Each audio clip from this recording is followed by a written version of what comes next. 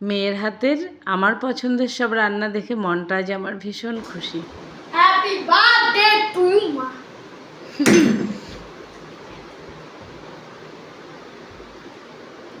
কি আছে?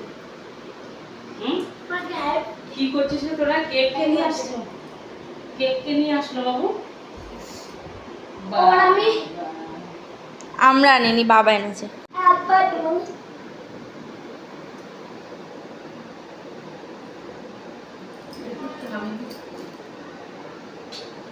কে এনেছে কেক? তুমি? বাবা এনেছে। মিথ্যা কথা। বাবা এনেছে। তোদের এসব করতে কে বলেছে? আমি বলেছিলাম? বারণ করলাম যে করিস না এগুলো। হাজারতে তরুণ করে, মাজারতে হ্যারি বেটা তরুণ করে। তাই ভালো আছে না? কেকটা কেটে খাওয়া এবার সবাই। তুমি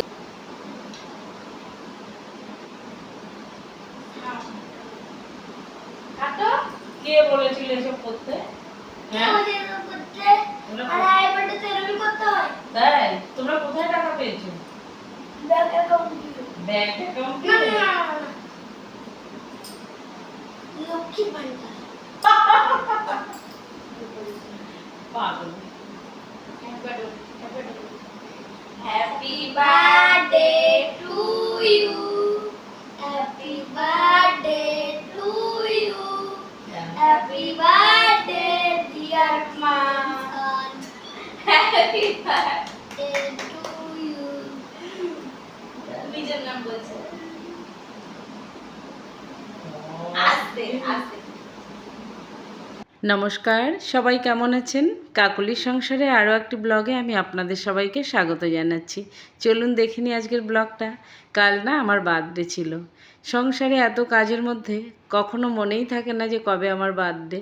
কিন্তু দেখুন এতটুকু দুটো বাচ্চা, ওরা ঠিক মনে রেখেছে মায়ের বার্থডে কবে। ওরা সারাদিন আমি রান্নাবান্না করেছি, ওদেরকে খাইয়েছি, একটুও বুঝতে দেয়নি। বিকেলে আমি হাঁটতে গেলাম, ওরা আজ আমার সঙ্গে না হাঁটতেও যায়নি। তো আমি বিকেলে হেঁটে এসে যখন ওয়াশরুম থেকে বেরিয়ে ঘরে ঢুকছি, তখন ওরা দরজা খুলে এইসবগুলো বলছে। তখন আমি হঠাৎ করে এত সারপ্রাইজড হয়ে গেছি, আর আমার না খুব ভালো লাগছিল। কারণ কি বলুন তো, জীবনে না কেউ কখনো এইভাবে আমার কিছু করেনি। তো এখন আমার নিজের ছেলেমেয়েরা এতটা ভাবে, এতটা করে, সেটা ভেবে না ভীষণ ভালো লাগে জানেন। মনে হয় সব দুঃখ কষ্ট ভুলে খুব আনন্দ করে বাঁচি।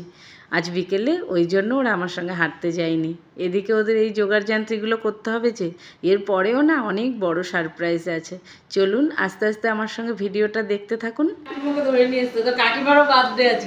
দেখেছেন, ওর কাকিমাকেও ধরে এনেছে ওরা।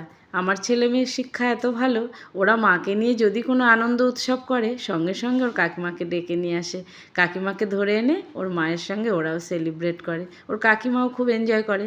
দেখবেন কোনো আনন্দ উৎসব একা উপভোগ করার থেকে সবাই মিলে উপভোগ করলে সেই আনন্দ উৎসবটা বেশি আনন্দময় হয়ে ওঠে। আমার তো তাই মনে হয়। আপনাদের কি মনে হয় অবশ্যই কমেন্ট করে জানাবেন। মেয়ে কেক কাটার পরে দেখুন আবার রান্নাঘরে ঢুকেছে। কি দরকার ছিল? আমার তো সব রান্না করাই আছে। মানে গরমে রান্নাঘরে কি করছিস তুই? আমার সব দুপুরে রান্না করা আছে, তুই আবার এখন কি করছিস? সয়াবিন কি করবি রে? কেন দেখি, এটা দেখি, এটাতে কি রান্না করেছে? আলু পোস্ত। দেখো মনা কি রান্না করেছে দেখি। ওর মার বার্থডে ও রান্না করেছে। এটা কি? সয়াবিন আলু। হ্যাঁ হেভি মানে। এটা কি? আরে বাপরে, সাদা আলু পোস্ত তো আমার খুব প্রিয়। ও জানে মা কি কি ভালোবাসে। আর এটা কি দেখি? পটল ভাজা, ভেন্ডি ভাজা। আরে বাপরে, আজকে তো খাওয়াটা পুরো জমে যাবে মনে। তো গরমে বারণ করলাম, শুনবি না। এটা কি? মসুর ডাল পেঁয়াজ দিয়ে। এটা তো আমার আরোই প্রিয়। ও জানে মা কি কি ভালো খায়।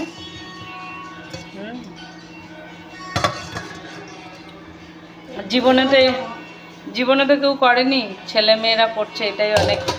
এই গরমে দুবেলা গ্যাসের কাছে দাঁড়াবো না বলে সব গুছিয়ে রান্না করে আলাদা করে তুলে রেখেছিলাম। কিন্তু মেয়ে দেখুন আমার জন্য এইসব করবে, আমি কি করে জানবো? আর এই গরমে ওদের যাতে কষ্ট না হয় আমি সেই ব্যবস্থাই করি সারাদিন, তবুও মেয়ে শুনলো না। সে তার মায়ের পছন্দের খাবার সব রান্না করেছে। তার মা যতই মাছ রান্না করুক না কেন, তার মায়ের পছন্দ ডাল পোস্ত। সেই জন্য মেয়ে দেখছি সব মায়ের প্রিয় জিনিসগুলো রান্না করেছে। ভেন্ডি ভাজা, পটল ভাজা, ডাল, সয়াবিন, আলু পোস্ত করেছে হলুদ ছাড়া। সাদা পোস্ত আমার খেতে খুবই ভালো লাগে, মেয়ে কিন্তু সেটাও জানে। আর ফ্রিজে ছিল একটু দই, ওটাও দিয়ে দিয়েছে। ঠিক মায়ের মতো হয়েছে। মা যেমন সব কিছু গুছিয়ে করতে ভালোবাসে, মেয়েও ছোট থেকে দেখে দেখে সেগুলোই শিখে গেছে। তো আজকে আমার জন্মদিনে আমার মেয়ে আমাকে অনেক বড় সারপ্রাইজ দিয়েছে। আমার বুকটা তো একদম ভরে গেছে। তো আমার ব্লগটা কেমন ছিল আর আমার মেয়ের রান্নাবান্না আপনাদের যদি ভালো লেগে থাকে অবশ্যই একটা লাইক করবেন আর কমেন্ট করতে ভুলবেন না যেন। সবাই সুস্থ থাকুন, ভালো থাকুন আর আমার পাশে থাকুন। দেখা হচ্ছে নতুন কোনো ব্লগে।